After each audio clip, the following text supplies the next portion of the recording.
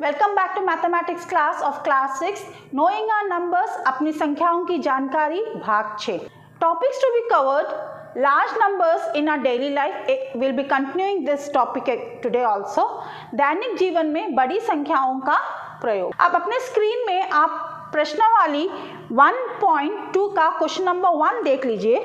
मैंने इसे पिछले बार डिस्कस किया था, आज हम इसे करके देखेंगे। A book exhibition was held for 4 days in a school. The number of tickets sold at the counter on the first, second, third and final day was respectively 1094, 1812, 2050 and 2751. Find the total number of tickets sold on all the 4 days. किसी school में 4 दिन के लिए एक पुस्तक प्रदर्शनी आयोजित की गई।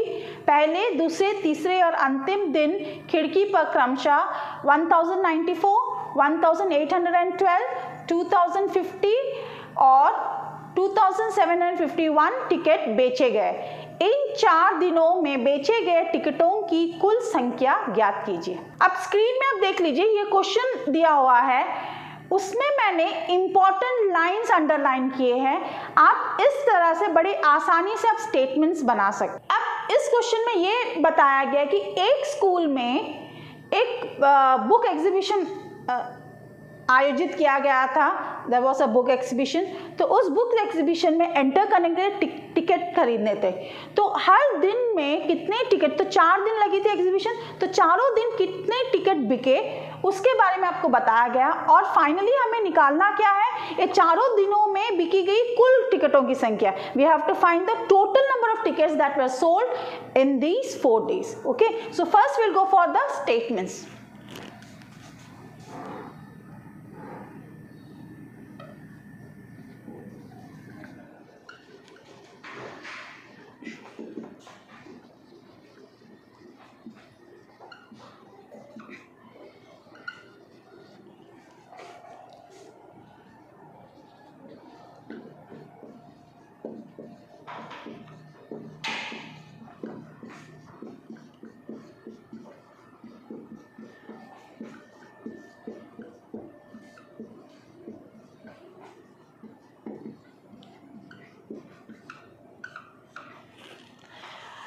Number of ticket sold on the first day, पहले दिन में बेची गई टिकटों की संख्या। इसी तरह हम बाकी 4 भी लिख लेंगे।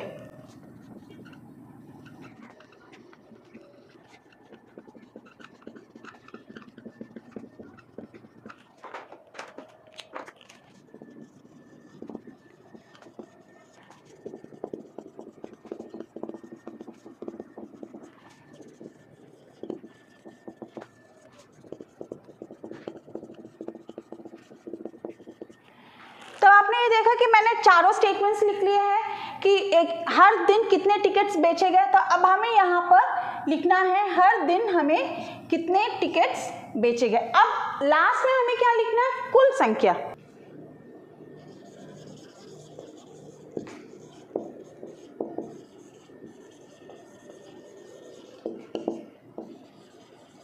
Total number of ticket sold, बेची गई टिकटों की कुल संख्या। अब हम लिख लेते हैं ये क्या क्या है इसमें। आपने देखा कि चारों दिन बेचे गए टिकटों की संख्या मैंने लिखा है। अब यहाँ पर करना क्या है, हमें कुल टिकटों की संख्या निकालनी है। That is we have to find the total number of ticket. Total मतलब क्या है, क्या करना है हमें, कौन सा ऑपरेशन आएगा, एडिशन। दैट इज हमें यहाँ पर इन सारे नंबर्स को जोड़ने हैं। 4 + 2 6, 6 + 1 7, 9 + 1 10, 10 + 5 15 + 5 20, बैलेंस 2, 8 + 2 10, 10 + 7 17, बैलेंस 1 2 3 4 5 6 7। ये हो गया आपका आंसर। ठीक है, तो हमने इन सबको जोड़ लिया। अब स्क्रीन पर अगला क्वेश्चन देखिए। Shekhar is a famous cricket player. He has so far scored 6,980 runs in test matches. He wishes to complete 10,000 runs. How many more runs does he need? Shekhar एक प्रसिद्ध क्रिकेट खिलाड़ी है, वह टेस्ट मैचों में अब तक 6,980 रन्स बना चुका है। वह 10,000 रन पूरे करना चाहता है, उसे कितने और रनों की आवश्यकता है? स्क्रीन में आप देख लीजिए, ये मैंने इंपॉर्टेंट जो स्टेटमेंट्स है वो मैंने अंडरलाइन किया। ये यहाँ से आप जो है इंपॉर्टेंट लाइंस जो है इससे आप स्टेटमेंट्स बनाएंगे। स्मॉल छोटे होने चाहिए, वैलिड रहना चाहिए एंड कंसाइज एंड छोटे होने चाहिए। चलिए हम लिखते हैं। So will write the statements. Number of runs scored by Shekhar. Shekhar द्वारा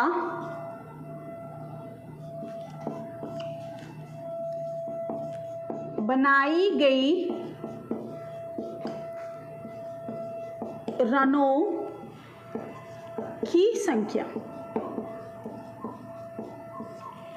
इक्वल टू 6,980 रन इसने बनाया है।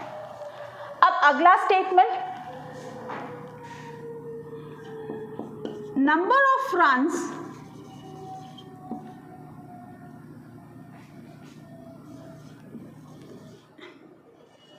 Shekhar wishes to score. रनों की संख्या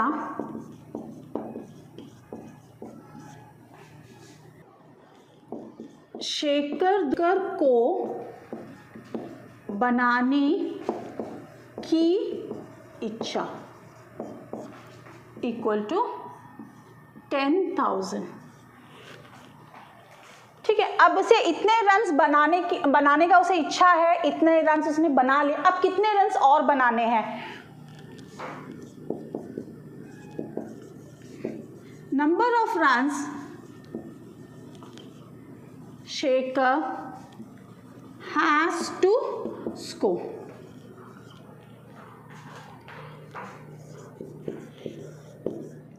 शेखर द्वारा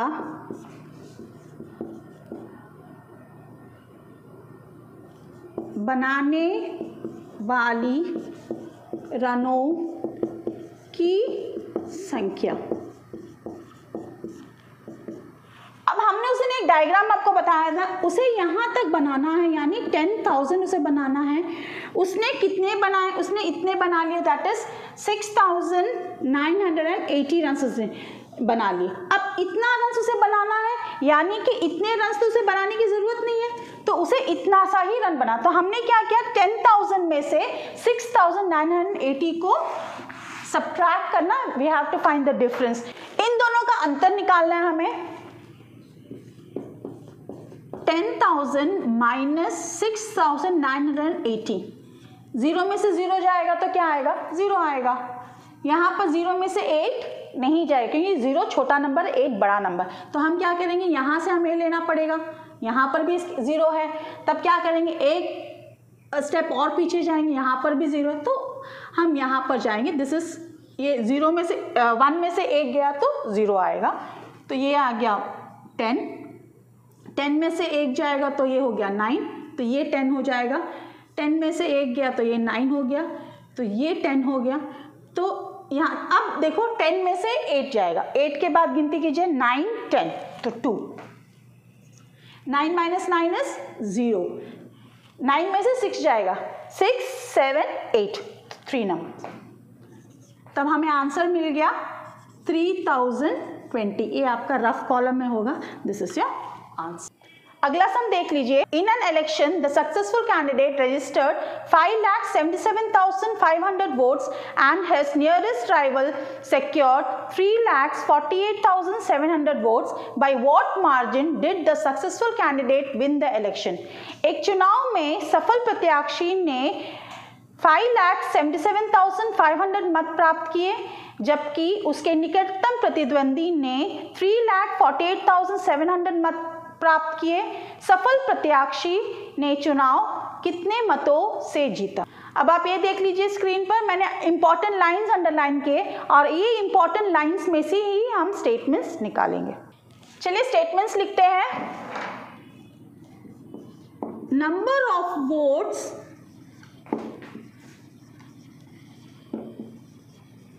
registered bye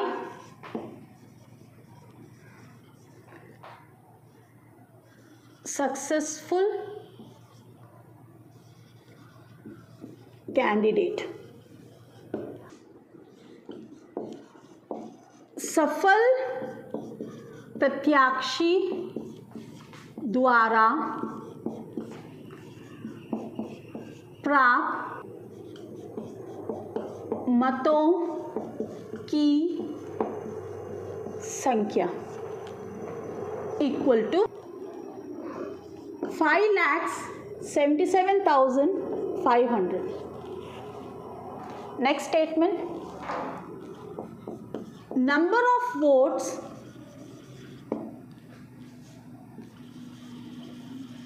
registered by rival candidate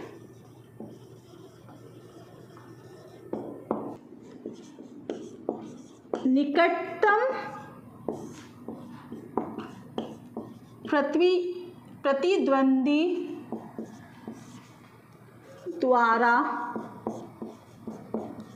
प्राप्त मतों की संख्या इक्वल टू 3,48,700। अब हमें पता लगाना है कि ये जो सक्सेसफुल कैंडिडेट है उसे कितने अधिक वोट मिले। ठीक है, कितने अधिक उसने वोट लिया है तो वो हम लिखेंगे।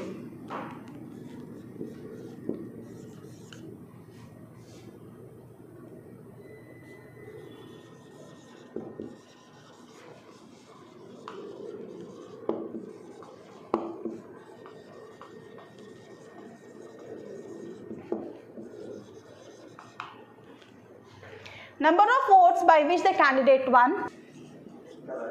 सफल प्रत्याशी द्वारा प्राप्त अधिक मतों की संख्या इक्वल टू। अब क्या करना है, अब देखो जो सफल हुआ था उसे मिला था 5,77,500, लेकिन जो हार गया था, जो कैंडिडेट जो हार गया था उसे कितने मिले थे 3,48,700। तो सफल प्रत्याशी को इतने वोट्स अधिक मिले। The candidate who had one the election got this much of vote extra. ठीक है, तो यहाँ पर हम कैसे निकालेंगे, ये यहाँ से यहाँ तक, that is from 5,77,500 we'll subtract 3,48,700 we'll get the answer. So we have to find the difference। यहाँ पर हम अंतर निकालेंगे तब हमें आंसर मिलेगा कि जो सफल प्रत्याशी है उसे कितने अधिक वोट मिले। तो हम यहाँ में सब्ट्रैक्ट कर लेते हैं। 0 में से 0 गया 0, 0 में से 0 गया 0, 15 है, 15 का क्या करेंगे हम, 5 है, 5 में से 7 नहीं जाएगा तो हम बगल से लेते हैं, तो ये हो जाएगा 6 1। 15 में से 7 गया 8, 6 है, 6 में से 8 नहीं जाएगा, नहीं निकाल सकते, तो यहाँ से हम लेते हैं, तो ये 6 हो गया, दिस बिकम्स योर 16। 16 में से 8 गया तो 8, 6 में से 4 गया 2, 5 में से 3 गया 2, तो ये आ गया हमारा आंसर। अब क्वेश्चन नंबर 4 देख लीजिए। Kirti book store sold books worth 2,85,891 in the first week of June and books worth 4,768 in the second week of the month. How much was the sale for the 2 weeks together? In which week was the sale greater and by how much? Kirti book store ने जून के प्रथम सप्ताह में 2,85,871 91 मूल्य के पुस्तकें बेची। इसी माह में दूसरे सप्ताह में 4,768 मूल्य के पुस्तकें बेची गई। दोनों सप्ताहों में कुल मिलाकर कितनी बिक्री हुई? किस सप्ताह में बिक्री अधिक हुई और कितनी अधिक? अगला देख लीजिए स्क्रीन में, ये मैंने अंडरलाइन किया है जो इंपॉर्टेंट लाइन्स है जिसे हम स्टेटमेंट्स बनाएंगे। तो आप भी इसी तरह अंडरलाइन करके आप स्टेटमेंट्स बना सकते हैं। So let's write the statements. Cost of books sold in the first week of June.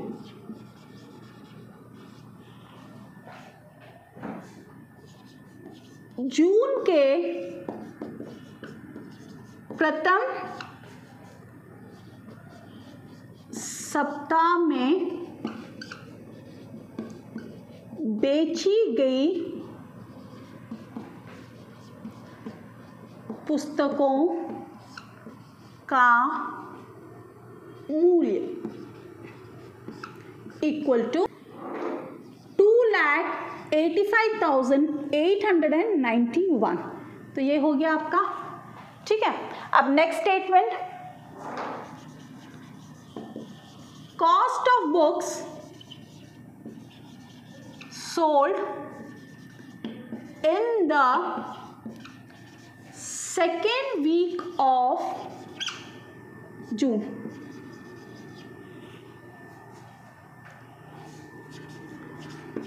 जून के दूसरे सप्ताह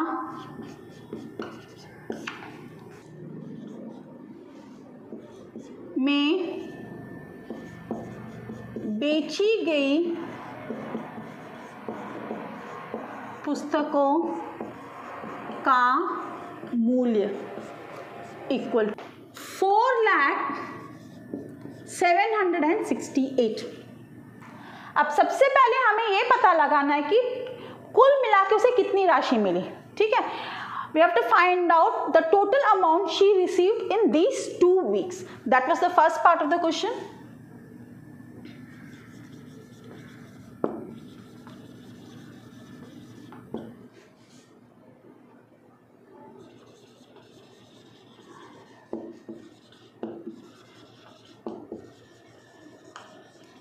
Total amount received in 2 weeks. 2 सप्ताह में प्राप्त कुल राशि। तो कुल मूल्य हम कैसे निकालेंगे? How will we find the total amount received? We'll add both the numbers. Okay. So what will we get?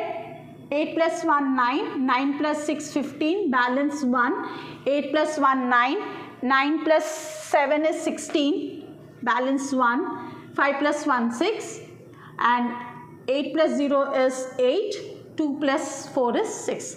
तो इसने इतने राशि से मिले। एक गलती हमने यहाँ पर किया है, आप बता सकते क्या गलत हुआ है? यहाँ पर हमने रुपए नहीं लिखा है। ये बहुत बहुत इंपॉर्टेंट है। यूजुअली बच्चे भी गलत करते हैं क्योंकि राशि है तो यूनिट क्या है उसका? रुपए। तो रुपए आप ज़रूर लिखिए यहाँ पर, रा के साथ में ऐसे करके रुपए का एक साइन आप ज़रूर दीजिएगा, नहीं तो यहाँ पर ये आपका आंसर गलत हो जाएगा। अब ये पूछा गया है कि दोनों सप्ताह में से किस सप्ताह में उसे अधिक पैसे मिले और कितने। It is asked that how much in which week did she get more amount and by how much। तो हम क्या करेंगे? देखने से ही पता है कि कौन से वीक में उसे मिला, उसे दूसरे वीक में मिला। She got more amount in the second week of June and how much के लिए हम क्या करेंगे? हम subtract करेंगे। Therefore, sale in the second week was more by, we'll subtract and find it out। दूसरे सप्ताह में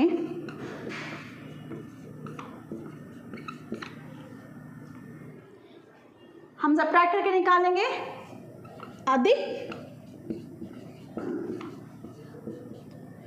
राशि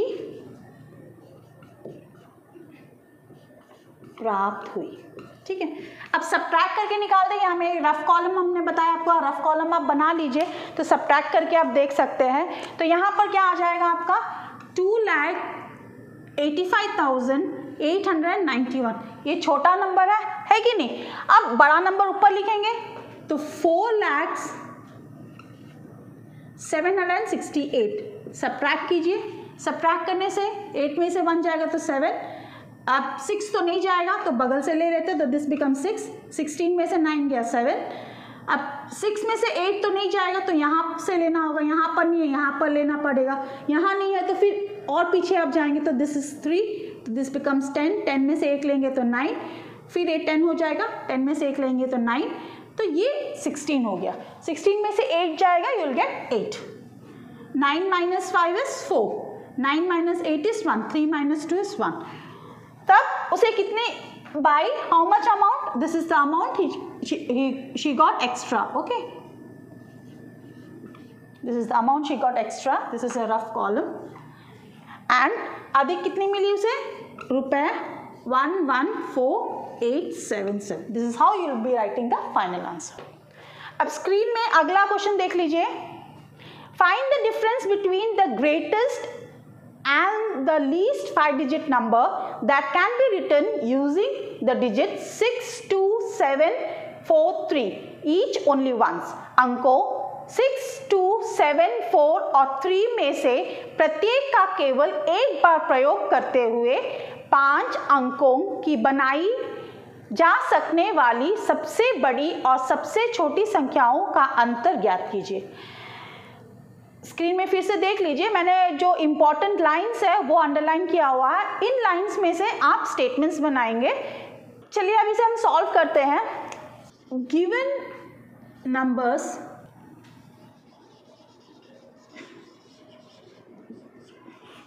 इक्वल टू 6, 2, 7, 4, 3। ये सारे नंबर्स आपको दिए गए हैं। दिए गए अंक, अब इन अंकों से आपको सबसे बड़ी और सबसे छोटी संख्या बनानी है। ग्रेटेस्ट 5-digit नंबर,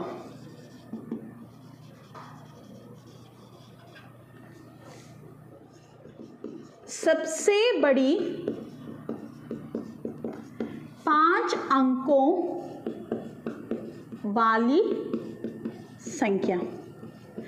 ये हमने पहले भी बहुत सारे एग्जाम्पल्स में मैंने करवाया था आपको। 5 अंकों वाली संख्या बहुत इजी है। डिसेंडिंग ऑर्डर दिए हुए जो अंक है उसको डिसेंडिंग ऑर्डर में अरेंज कीजिए। The given numbers have to be arranged in descending order, you will get the greatest number. Simple, the greatest number is 7 here, then you will get 6, then you will have 4, 3, 2. This is the greatest 5-digit number which can be found by these numbers, but the condition what is given that the numbers should not be repeated. numbers को दोहराना नहीं है, दिए गए अंकों से आपको बनाना है सबसे बड़ी और सबसे छोटी। अब सबसे छोटी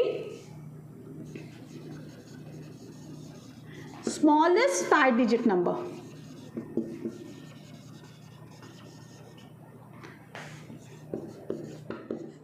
सबसे छोटी 5 अंकों वाली संख्या है ना। अब यहाँ पर कैसे, काफी इजी हमने बताया था कि अगर 0 नहीं, आप जस्ट नंबर को उल्टा लिख लीजिए तो आपको सबसे छोटी मिल जाएगी। तो सबसे छोटी क्या है? 2, 3, 4, 6, 7। ये होगी आपकी सबसे छोटी वाली संख्या। अब हमें निकालना क्या है? दोनों में अंतर निकालना है। We have to find the difference between the 2 numbers.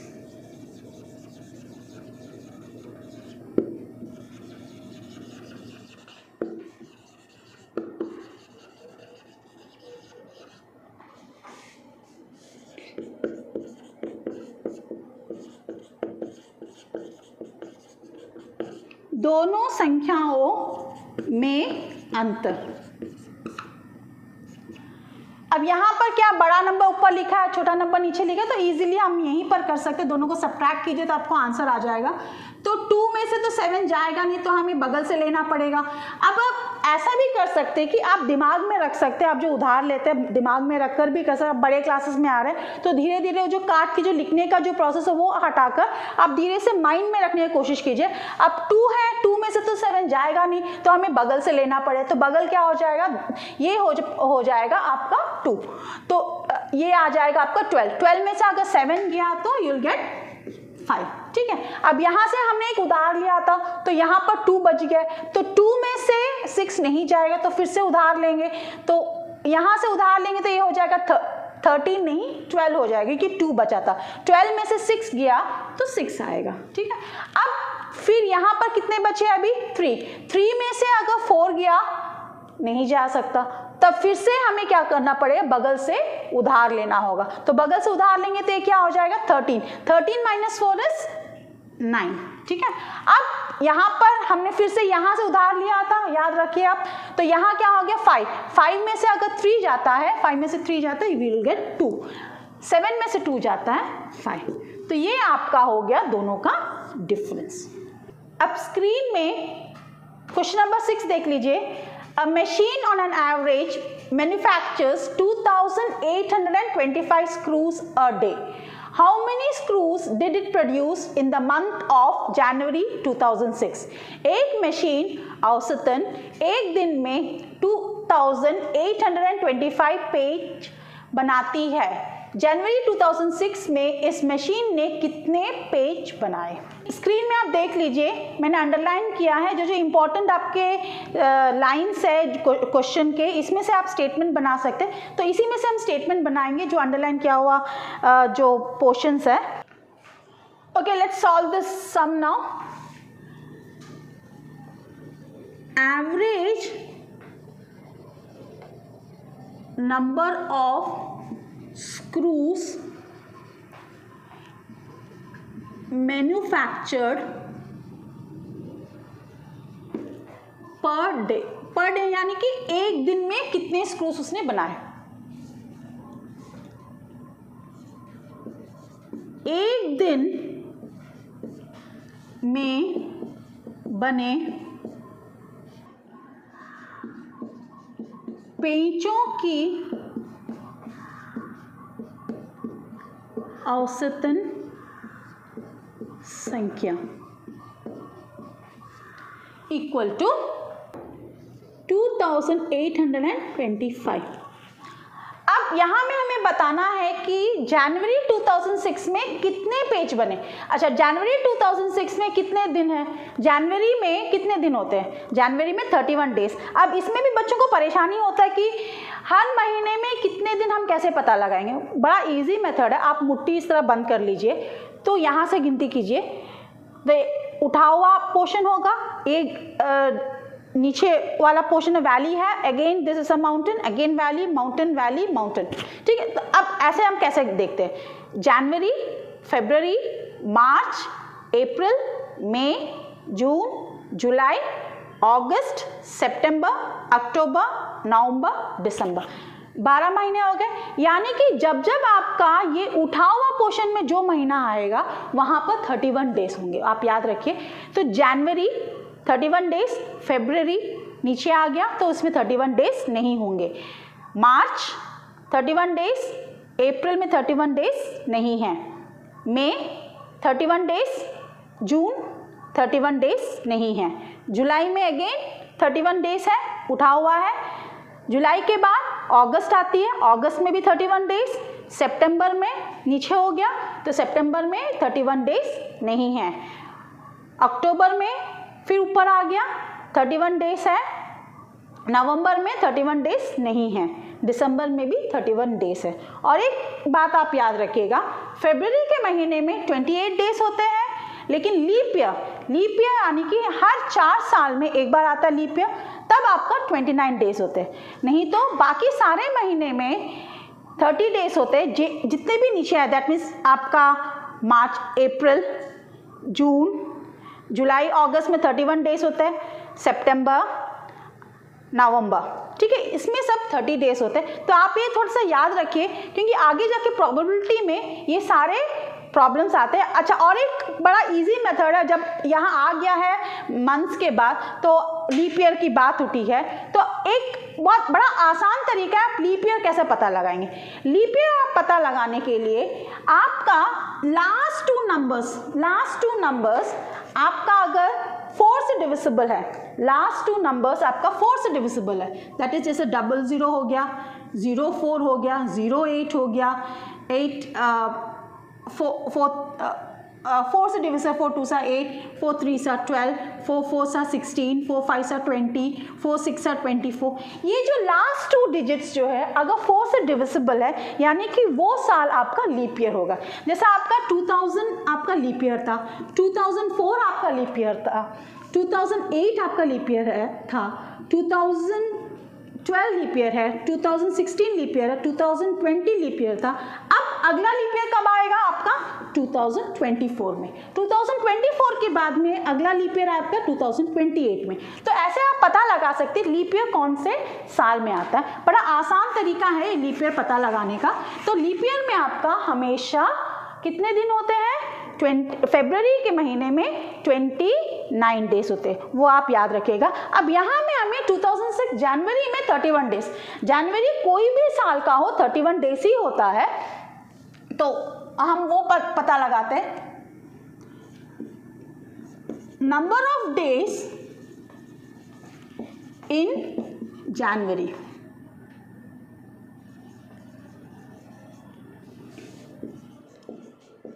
जनवरी में दिनों की संख्या कितने दिन है? 31 डेज है, ठीक है। तब हमें पता लगाना है कितने स्क्रूज बनाए गए हैं जनवरी 2006 में। नंबर ऑफ स्क्रूज मैन्युफैक्चर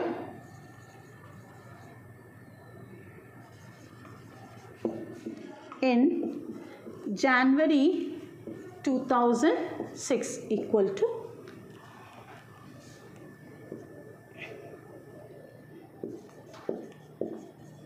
जनवरी 2006 में बने पेंचों की कुल संख्या। तो क्या करेंगे हम यहाँ पर 2825 को 31 से मल्टीप्लाई करेंगे। अब मल्टीप्लिकेशन आपको आता होगा, फिर भी हम एक बार वो रिवाइज कर लेते हैं। रफ कॉलम यहाँ बना लेती हूँ मैं। 2825 को आप 31 से मल्टीप्लाई करेंगे। 1 से मल्टीप्लाई करना तो इजी है आपका, वही नंबर आप उतार लीजिए 5282, ठीक है।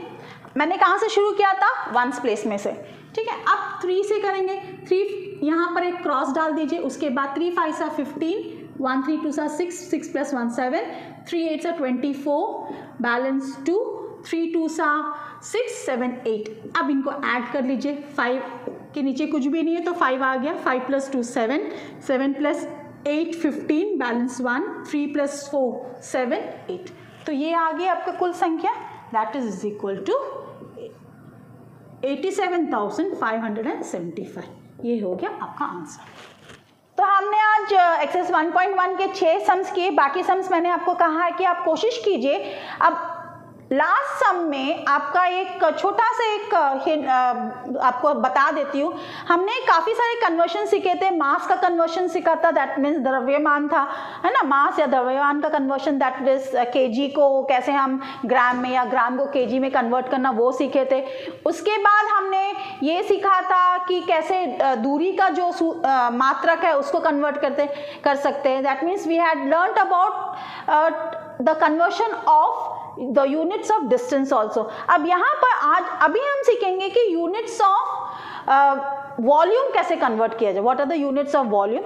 तो उसे विस्तृत रूप में आप बड़े क्लासेस में सीखेंगे, क्योंकि वॉल्यूम जब शुरू होता है तब हम करवाते हैं इसे। जो सिंपल जो यूनिट है वॉल्यूम का, उसके बारे में मैं थोड़ा सिखा दूँगी। आयतन का जो मात्रक है उसके बारे में बता देती हूँ।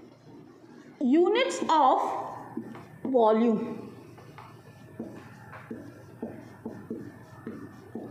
आयतन के मात्रक। जैसे हमने सीखा था सबसे छोटा जो मात्रक है जैसे मिली से शुरू होता है, तो यहाँ पर जो है जो सेंट्रल जो मेन जो इसका जो यूनिट है उसे हम लीटर लिखते हैं, ठीक है, लीटर। लीटर से जस्ट नीचे आएगा डेसीलीटर, सेंटीलीटर, मिलीलीटर, ठीक है। इसके ऊपर आएगा डकालीटर, हेक्टोलीटर, किलोलीटर। वैसा ही है, आप जैसे मीटर का आपने सीखा था, आपने ग्राम का सीखा था, बस वही सेम है। यहाँ पर सिर्फ ग्राम की जगह या मीटर की जगह लीटर आ गया, तो वही सेम आपका टेबल है। ऊपर से नीचे आएंगे, यानी कि बड़े मात्रक में से छोटे मात्रक। Will come from the bigger units to the smaller units.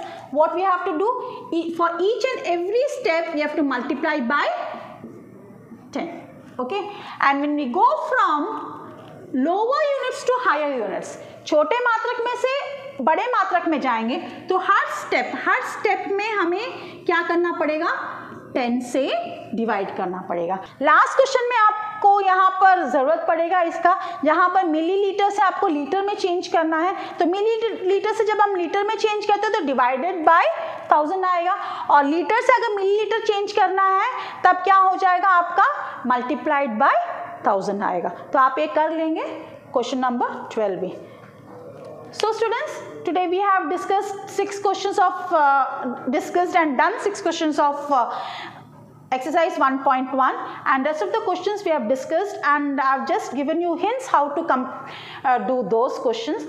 Hopefully you will try those questions so that in the next class you will be ready with your solutions, and I'll just show you if your solutions are correct or not. You can check.